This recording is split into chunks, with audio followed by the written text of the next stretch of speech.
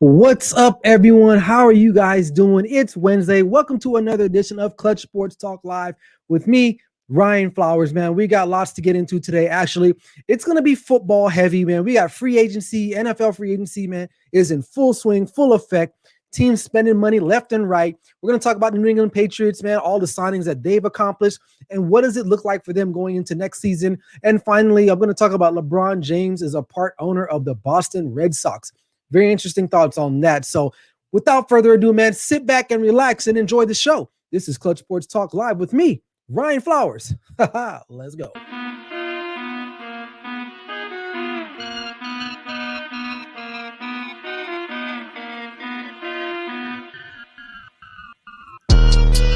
Clutch Sports Talk Live with Ryan Flowers is presented by All Pro Digital Sports, the future in sports media content. You dig?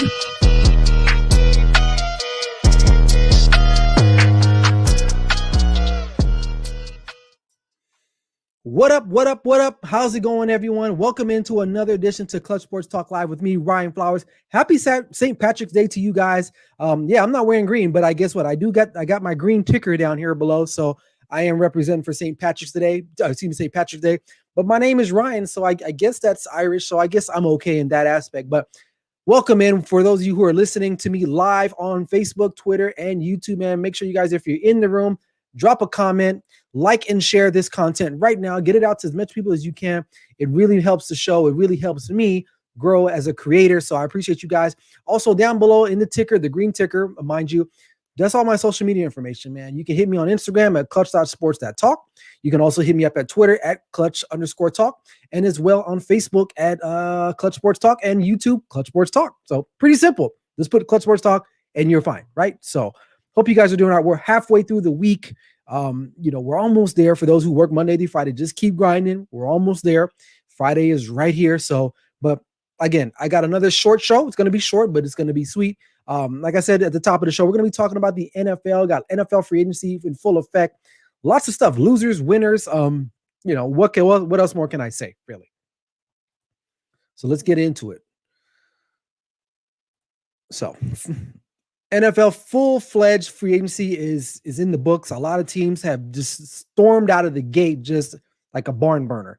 Obviously, we'll talk about the Patriots because I want to leave them for last because there's a lot going on with them. But you look at some other teams today that have really, done some decent job, but where should I start? I guess one of the teams I want to start with is a team really that their quarterback just retired, which I talked about on Monday, the New Orleans Saints. Now, they really haven't done too much free agency signings just because of the fact that they just don't have the cap. They don't have the money, but they are jettisoning a lot of players. Now, what leads me to believe is that I think at the end of the day, they're still going to be competitive. They're still going to be able to win some games, but that division is tougher because why? The Super Bowl champs are in there, and the Super Bowl champs are the Tampa Bay Buccaneers. I mean, obviously, they re-signed Jameis Winston for a one-year, $5.5 million deal. They kept Ty Montgomery, which is not a big, woo. James Hurst, the offensive lineman, they kept him for a 3-year deal. And Marcus Williams, their starting safety, they franchise tagged him. Now, moving forward with the Saints, do they have the money to go out and get a lot of people? Not really. In the last weeks, they cut Jared Cook, Emmanuel Sanders, one of their defensive ends, I believe Hendrickson, he's on the move. So not sure what's going to happen with the Saints. Now you look at the flip side, the team that won the whole thing, the whole enchilada, the Tampa Bay Buccaneers. They franchise tag Chris Godwin. Gronk is coming back for 1 year. Aaron, I believe the offensive guard, Steiny, he's there for at least he signed. Shaquille Barrett was a big signing for them for their defense. And obviously Levante David, another, re-signing that they got.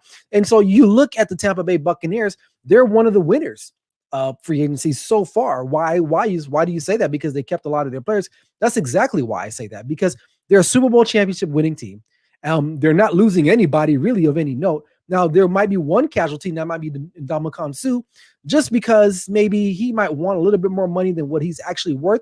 But I do feel that the Tampa Bay Buccaneers can probably go out and replace a guy like that in this upcoming draft. So, shout out to them. The other team I want to talk about is the Arizona Cardinals. You kind of look at what they've been doing. Are they a winner? Maybe so. I mean, they just agreed to terms with AJ Green. And don't get me wrong, do I think AJ Green is a top performer anymore? No, not really. But I think that AJ Green still has something left in the tank. I mean, you look at the deal for him, it's a low risk, high reward type situation, 1-year deal, $6 million in base salary. Like, that's nothing. That's nothing for a guy like AJ Green. One thing about AJ Green, you can say he was a top 5 receiver at one point in his career, but the biggest knock on him is not of his performance and his play, it's his availability. He hasn't really been available to play a lot of games during, towards the end years of his Cincinnati career.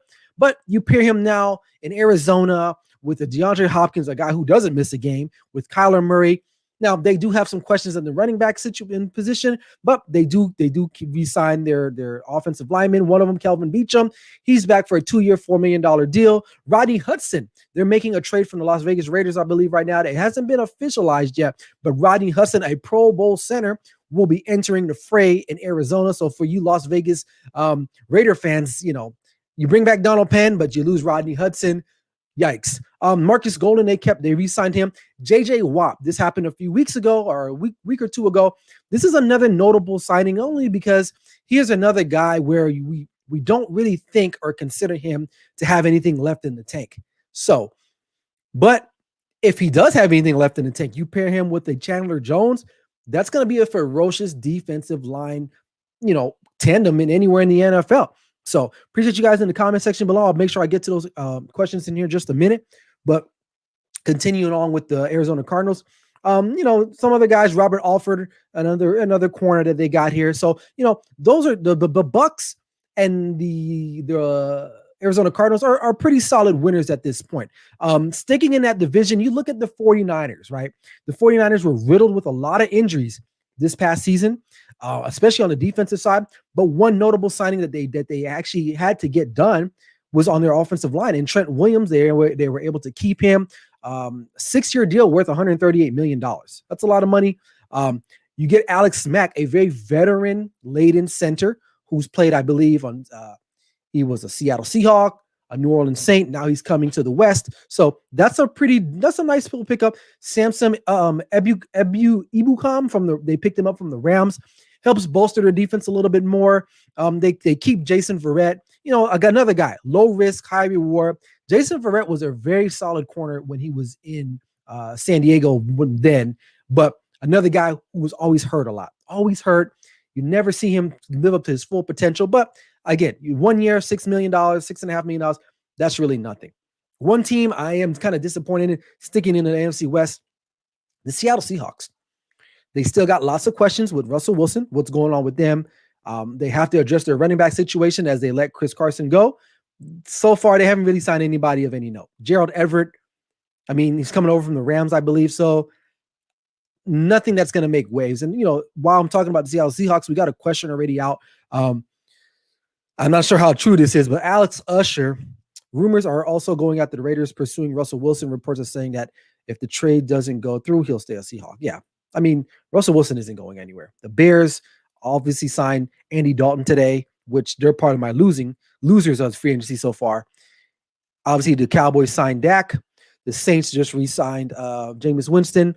And those are 3 teams there that Russell Wilson would like to go. I don't think the Raiders are going to go for Russell Wilson because the Raiders would have to give up a lot more. It's just not worth it. It's really not worth it for the Raiders to go up and give up, what they want. I think Derek Carr is a very serviceable quarterback. I think the problem with the Raiders is that their defense was trash. Literally, their defense was trash. Derek Carr had a really good, solid season. Brandon Jacobs had a really good season. Darren Waller is a beast. And those are the guys that the Seahawks would want to trade for.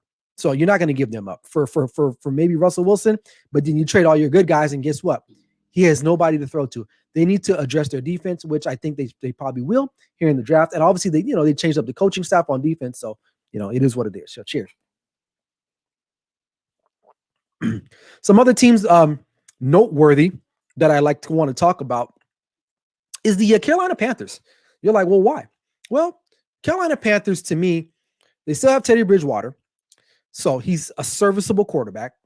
But from what I've seen with the couple signings that they've had, they're still going heavy on defense. They signed Denzel Perryman from the Chargers. They got Hassan Reddick away from the Cardinals, and they signed Morgan Fox. Those are really key pieces on their defense. Now, for those who remember, the Carolina Panthers actually drafted heavily on the defensive side this past year in the draft. But you're looking at free agency, they're looking at like, hey, we need to keep stockpiling our defensive players and getting better in that aspect because why? At the end of the day, defense does win championships, and defensive teams, really good defensive teams, will win you a lot of games in the National Football League. I think they feel confident as far as what they have on offense. Now, they might need another running back to pair up with Christian McCaffrey as long as he's able to stay healthy. Robbie Anderson is a nice piece. He's a burner. Maybe they need to go out and get another wide receiver, which there are a few in this draft. But I think for the most part, Carolina, I wouldn't say have they tremendously got better. Are they in the conversation talks for winning the division? No, but I think with their second year coach, that they're going to improve. But I think they will go out and get a quarterback for sure in this year's draft because I don't think that Teddy Bridgewater is the future. I don't think anybody will assume that.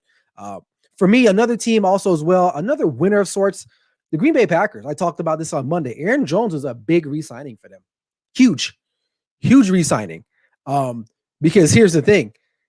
Without him, you don't have a strong running game. Now, they just lost Jamal Williams. I believe he's heading over to the Chiefs, if I'm not mistaken. Correct me if I'm wrong. But definitely, you needed Aaron Jones in your locker room, in your backfield. So I think and especially for Packers, because they're not going to get a lot of good free agents. They're just not. So their best bet is to draft, develop from within, and just kind of hope you keep these guys. I mean, because really nobody's really trying to go to Green Bay like that. Now, as far as losers are concerned, I would have to say the Tennessee Titans. Well, you know what? I'll start with this. I'll start with the Bears. Why? Because they were one of those teams that was listed by Russell Wilson that he would want to go to. And then they were also in conversations about possibly trading for Deshaun Watson. Now, you're not getting neither of those guys. And Deshaun Watson has a whole nother problem right now, which I might touch base on here in just a few minutes. They go ahead and sign the Red Rifle Andy Dalton. 1 year, $10 million, $13 million with incentives. You franchise tag Allen Robinson, which, okay, I don't think he really wants to be there. Other than that, you didn't really address what you really needed to address, which was the quarterback position. Their defense is sturdy enough to win you a lot of games and be very competitive and compete for a championship. But the fact that they didn't pull the trigger on trying to get any quarterback of any note, and you end up signing Andy Dalton. So right now, if the season started today, they would have a quarterback competition, I would assume, between Nick Foles and Andy Dalton. And don't get me wrong, Andy Dalton is pretty serviceable, but can we just be honest? Is he really going to go out and win you a lot of games like that? Like, is he going to win you a Super Bowl? No, he's not. He's just not. I mean, let's just be real. He's just not going to do that. So I think the Bears, honestly, I don't know. I think they just missed the boat on that. Another team I think might have missed the boat, the Washington football team. Now, some people think the signing of Ryan Fitzpatrick is this some big deal. Let's be real, guys. This guy's been on like 1,000 teams. I think, honestly, this might be his 9th or 10th team. If he was any good, I mean, he's good. He keeps getting jobs. But if he's the guy, why would he have to keep going to another teams over and over and over? Now, I've read on social media that people think now because they have Fitzpatrick, the magic's going to happen. He's going to somehow miraculously help the Washington football team win that division. No, the Cowboys are in the catbird seat at this point still. They got Dak back. Hopefully the offensive line is going to get healthy. The Washington football team, they're good. Their defense is by far one of the better defenses in the league. Now, they went ahead and signed Lamar Miller, whatever. They got Brandon Sheriff. They needed him on the offensive line. William Jackson, cornerback. But other than that, I mean, the quarterback thing was the real big thing. Now, a loser so far, the New York Giants, Philadelphia Eagles are for sticking in the NFC East. I mean, they franchise tag Leonard Williams. Why? You guys, I mean, your defense is pretty decent. You signed John Ross, who's just a guy burner out of Washington, spent a few years in Cincinnati, and it's like, well, what is he doing? Devontae Booker, really? And then the Eagles, they haven't done anything. I mean, you traded for your quarterback, and then you look at the Cowboys. The Cowboys really so far have been real quiet. I'm not going to say they're losers yet. And, maybe the Giants and them, but I feel like out of those teams, the Cowboys don't need as much help. Really, they need more help on the defensive side, and I think they're going to look to the draft for that. Another loser I want to talk about, the Tennessee Titans. The Tennessee Titans. I mean, you lose Jonnu Smith, you release Adoree Jackson, and you're going to overpay for Bud Dupree and Janoris Jenkins. I mean, the Bud Dupree is nice. Don't get me wrong, but I mean, a 5-year, $85 million deal. I mean, a guy that's coming off a knee injury, it's a lot of money. But hey, I'm not mad at Bud Dupree. Get the money, And then Danico Autry, 1 year, $21 million. I mean, he was a Raider and a Colt. Not sure they went in the right direction. And then you lose Corey Davis. I mean, so. And then on top of, I mean, I get it. They do have another wide receiver there in AJ Brown, but Corey Davis is a pretty good pickup, I would say. One team surprisingly, kind of low key. I wouldn't say is they're losers, but I got to say shout out to the Texans a little bit, just a little bit. Now some of the the picks like the Tyrod Taylor, okay maybe, but you got a nice veteran quarterback because you don't know what's going to happen with Deshaun Watson. You sign a decent running back in Mark Ingram. I'm not a big fan of Mark Ingram, but he's pretty serviceable. You bolster your offensive line, which was terrible. You pick up Marcus Cannon, I believe, in a trade. And you sign Shaq Lawson via trade from the Dolphins, so your defense gets a little bit better. Defensive tackle Malik Collins, I'm very familiar with him in his time in Dallas and also his Raiders. So I wouldn't say they're losers, and you get Vernon Hargraves, so they're trying to mix and match a little bit. We'll just have to wait and see. But there's so many things that are going on. I mean, you'd have to literally go on NFL.com and just look at all these potential, all these free agency pickups and whatnot. So, but that's pretty much it. I mean, other losers, I wouldn't say losers, but Jets. The Jets really, they went and got Corey Davis, which he's a pretty solid wide receiver. I mean, he was picked top 5 in his draft class, but 3 years, $37 million. I don't know. I'm not sure with him. Carl Lawson is a really good pickup for them for their defense, but their defense has always been good. They pick up Gerard Davis from the Detroit Lions. So I'm not quite sure. I think they need to go out and get more offensive talent. You got Kenny Golladay, who right now is rumored to be in talks with the Giants. But maybe if I'm the Jets, maybe I take a flyer on Kenny Golladay. He's a big, sturdy wide receiver. But, the question with him is like, well, why? If he's so good and, he's talented, why did the Lions just let him walk? Is there something else that we don't know? So, but you have to just continue to kind of keep your eye out and see, because there's a lot more deals to be made as we move forward in the free agency period. I mean, really, it's definitely exciting to watch all this and see where guys are going to go, and let me know. So, but anyway, we're gonna switch topics here. We're gonna talk about the New England Patriots. Now, the New England Patriots, for all accounts, we know they're a very conservative team as far as free agency is concerned. As you can see some of the clips here, these are some guys that they've signed. Excuse me. They went all in. They are all in. Bill Belichick, had this 1 year now with Tom Brady. They went 7-9, and he's like, it's not happening anymore. I'm not going to do it. We're not going to do it. They re-signed Cam. Now, when that news broke with Cam re-signing with the Patriots, I believe last week Friday, I was not a fan at first, and I kind of talked about this on Monday. But now that I see the framework in which they're going to be operating now, I mean, today they're better offensively than they were this past season already, and they haven't even played a game yet. Just with adding Jonnu Smith and Hunter Henry, 2 of the most athletic tight ends in football, at least as far as free agency was concerned, who were available outside of like Gronk, right? But to get those 2 guys, that's a big pickup. That is a big pickup.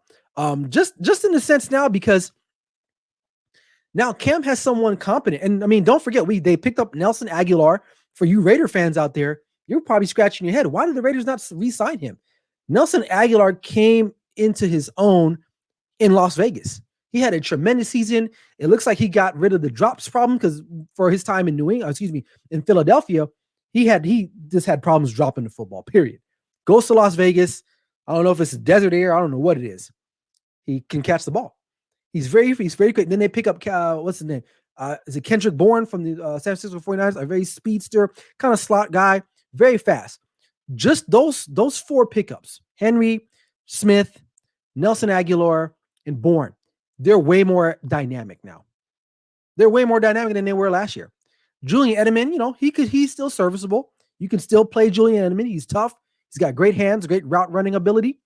But now you pair him with the tight ends that they have now. I think Bill Belichick is trying to recreate those Patriots teams of Aaron Hernandez and Rob Gronkowski. Now, I'm not saying those two guys that they just signed are those guys, obviously, but they're going to try to help Cam Newton. We remember Cam Newton was pretty successful in Carolina. Why? Because he had a really good tight end in Greg Olsen. And Greg Olsen could play. And that was kind of like his security blanket. Now Cam has two guys. I mean, and just rounding out the other picks that they picked up. Trent Brown. They traded for Trent Brown to come back to New England with the Raiders. So they're going to get offensive line help again. Ted Karras, signed him for a 1-year deal, $4 million. But look at the defense. Matt Judon, not a big signing, I guess. The money, 4 years, $56 million, but another linebacker to go with Hightower. And they signed, safety Jalen Mills. And then they're going to get Patrick Chung back here, who did not play due to the COVID season. Now, I'm not going to say they're going to win the Super Bowl, but I will say that the AFC East won't be as easy for the Buffalo Bills to win. I don't think so. I think the Patriots can make the playoffs. I think the Patriots can win 9+ games with this current roster. Now, let's just be real. Don't forget that Cam Newton needs to be ready. He needs to play better. If he does not play better, none of this matters, right? Because he was atrocious, for the most part. There were some games that he flat out lost for the New England Patriots. So we have to remember that. But if we get a Cam that will have now you can say he's been in the system and maybe they tweak it. Maybe they tweak it just a little bit to help him out. But for sure, adding guys like Jonnu Smith and Hunter Henry, man, that goes a long way. I always say, man, I like wide receivers, but if you can get yourself a tight end, 2 tight ends, if not, to control the middle of the field, it helps, man. You look at teams that have really solid tight ends and how successful they are. Well, obviously the Niners weren't that successful last year because they had a lot of stuff going on. But when they're healthy, George Kittle is on point. Travis Kelce. Cam Newton will have somebody that he can actually trust now, he can throw to. Because let's be real, N'Keal Harry's not working out in New England. He's just not. They drafted him high. But what I do like about their approach is that, they're like, look, we don't draft well as far as skill players are concerned. Let's go out and get guys that maybe fit what we do. And that's always been the case for New England. They never draft well. When was the last time you said, damn, the Patriots really they drafted that dude? You don't. It's a lot of guys that maybe they brought in, they fit a scheme, and that's how the Patriot system works. Now, we're going to see now if Belichick can really coach, because I feel like now they have a better team. And that's why I think they spent over almost close to $269 million in free agency already, which is not typical for the New England Patriots. It's just not. So do I see them competing in the AFC East? Yeah, I do. Now, the AFC East is going to get better. I'm still not sold on Buffalo being consistently good like that, because I don't trust their coach and I don't trust Josh Allen that much. Now, some people are in love with Josh Allen. He's gotten better progressively each and every season that he's played in the NFL. But I got to see more. I have to see more. I got to see him just go out and just win a game. The Jets may get better. Obviously, they have a new coach in Greg Sala, but I don't know as far as what are they going to do on offense. Their defense has always been pretty solid. It's their offense is what concerns me. And the Dolphins, Tua. Is Tua the guy there? They let Fitzpatrick go. Now he doesn't have that guy over his shoulder looking over his shoulder at Fitzpatrick to take his spot. Is Tua going to be the guy? Are they going to draft a quarterback? Who knows? So, but if I had to just pick going off consistency, you have to ride with the New England Patriots. Why? Because Bill Belichick has been doing this a lot longer than any of those guys been doing it. Granted, he's doing it with Brady. Now Brady has moved on and won a Super Bowl, but I like what they're doing. I really like what they're doing in New England. And that hurts me to say, because I did not really like the Patriots for quite some time. But as I got older and I see what they're doing, I respect what they've done. And you can't go against that. So as far as clear winner in free agency, yeah, I would say they are probably the clear winner. Not because they went out and signed the most guys, but what I feel like they did, they went out and signed for need. They went out and got guys that they know they needed that can play now and work in their system. And I think, to me, that's the essence of free agency. Because other than that, we don't know how these guys are going to pan out. We don't know. I mean, it makes for great conversation for guys like me to do shows like this. Absolutely.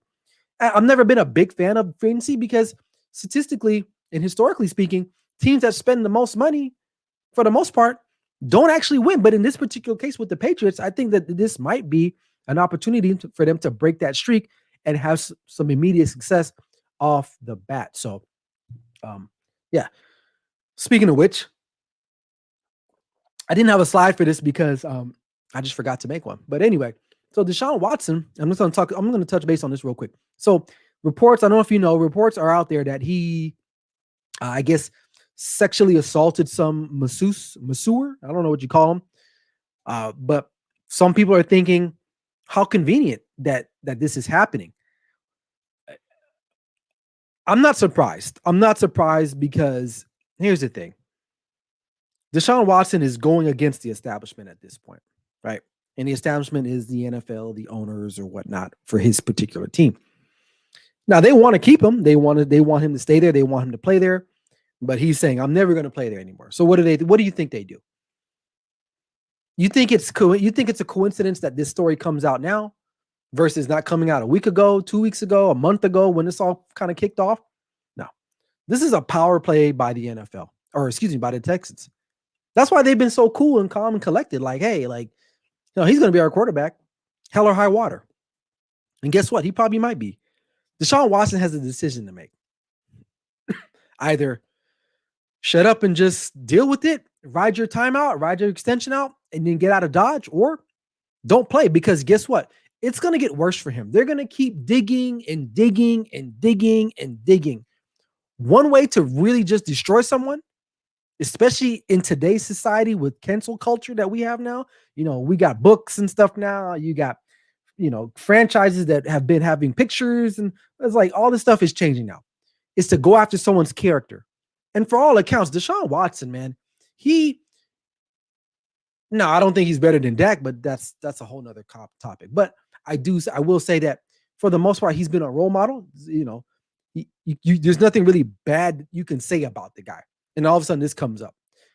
Like, I'm not going to put it past anybody. Do I think he did something? I don't know. I don't have the full details. I'm not going to get on him for that because I don't know. Because this is all speculation at this point. But this is what happens when you want to fight like this.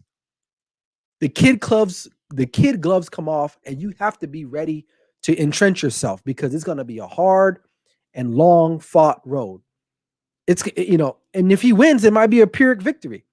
And what do you mean by a Pyrrhic victory? Well, a Pyrrhic victory is when you win something, but what did you lose in order to obtain that victory? You can win, but you can lose a lot in winning at the same time, if that makes any sense. So he has a decision to make. Either just stick it out, thug it out, like I like to say, or keep going down this road and seeing what happens. Now, I was on a live earlier today with Barry Grant Jr., Mike Guido, and there was another gentleman. I forgot his name. I think his name is Matt, but it was the All Even podcast live, and this subject came up, and I just said, look, man, he's going to have to decide. Do you really want to play in the NFL? Then if you do, you're just going to have to I wouldn't say not shut up and play, but you're just going to have to take this one on the chin right now. Play out your contract and then get out of there the minute your contract is up. Because if not, I do not put it past the Texans to keep going down this rabbit hole. And will the NFL do anything about it? I doubt it. I highly doubt it. If this is the NBA, I would say yeah, because the NBA is more player driven versus the NFL. The NFL is more owner driven. Players really have no rights as far as, demanding trades and sticking, holding out things of that nature. Whereas the NBA, I would say if this was an NBA team, something would have happened. Adam Silver would have been stepped in, and, this probably would have been over with, and we would have had a trade or some type of compromise. But I don't know. That's just me speaking. So that's a good segue, because I do want to talk about a little about the NBA before I get out of Dodge tonight. Sorry, I have to stop so much tonight. It's so dry out here. It's warmer here in Las Vegas than it typically is. LeBron James, man. What can I say? Yeah, he's a part owner of the group that owns the Boston Red Sox Fenway Sports Group.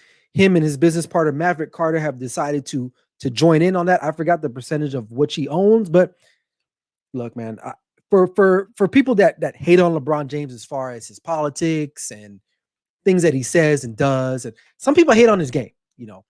I question some of the things that he does do from time to time, but I will say, if you're a young athlete, especially African American or minority, you have to take a page out of this man's book.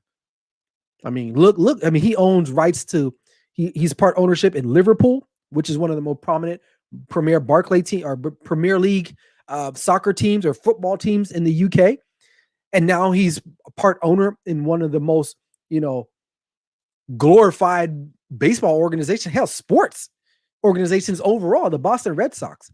There are a few teams in this world that you want to be a part of, especially from a monetary value. The Lakers, Cowboys, Yankees, Red Sox, and maybe one of those European teams like Manchester United or even Liverpool. These are teams that have they're worth their weight in gold. And for him to get involved in that, for whatever you want to say, yeah, he does TV. Yeah, he does this.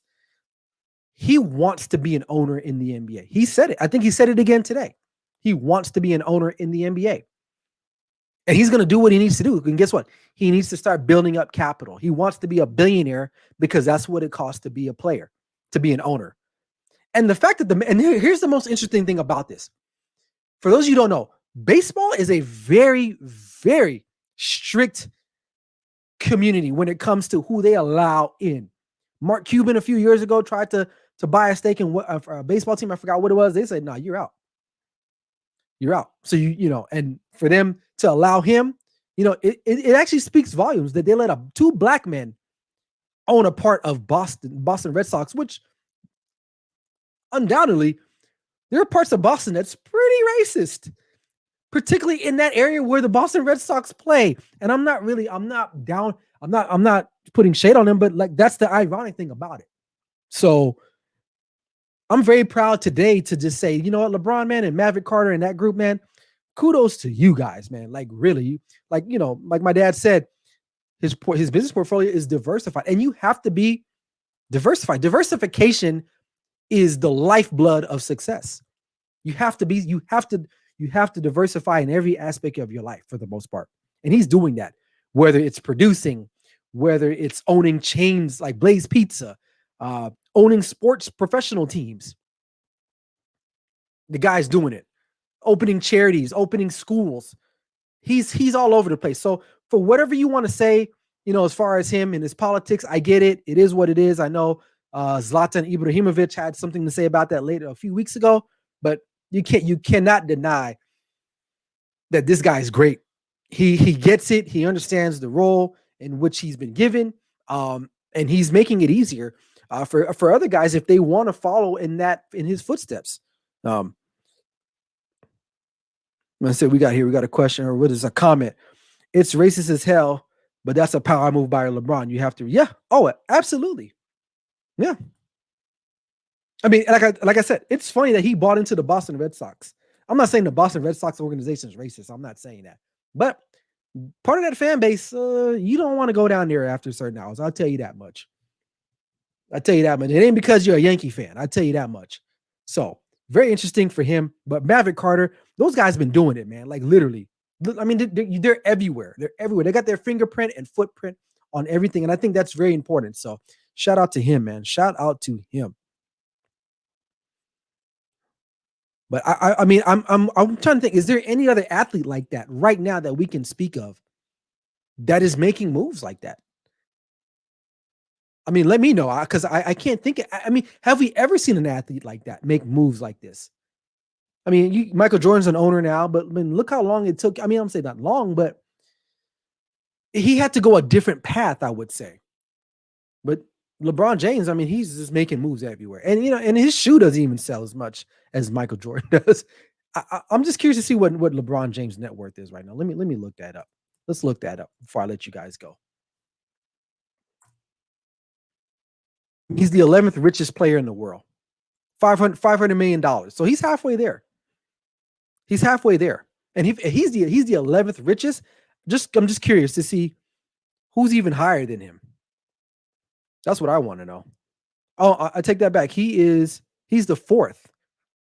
So he's not that far, man. I mean, Magic, obviously, I would say Magic kind of falls along those lines because he owned movie theaters, he owned a couple of Starbucks chains, things of that nature. But yeah, Michael Jordan is it's 2.2 billion.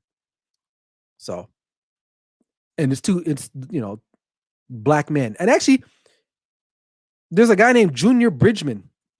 Those you probably don't know who he is, but he used to play for the Milwaukee Bucks years ago. But anyway, I digress. But it's definitely crazy that he's doing that. So shout out to him. Shout out to Maverick Carter and LeBron James for taking ownership in the Boston Red Sox. Kind of following Magic. Magic, bought a stake in the Dodgers too. So I'm not sure LeBron will be that heavily invested in it because he's still an NBA player. But shout out to him, man. That's pretty remarkable. So, but anyway. That's my time, man. That's my time tonight, man. I appreciate you guys joining in. It was a pretty short show, a couple topics, but make sure you guys catch my show again next week, Monday. It airs live at 5 p.m. Pacific Standard Time on the same places, man. Facebook, Twitter, and YouTube, man. Appreciate everybody who was in the chat room today. We had William Flowers, Akeem Swazo, Alex Usher, man. Appreciate you guys for stopping by, man. Make sure you guys continue to follow and share this content. But hey, that's my time. I'm out of here, man. This is Clutch Sports Talk Live with me, Ryan Flowers. Never settle till the work is done. Peace out, guys.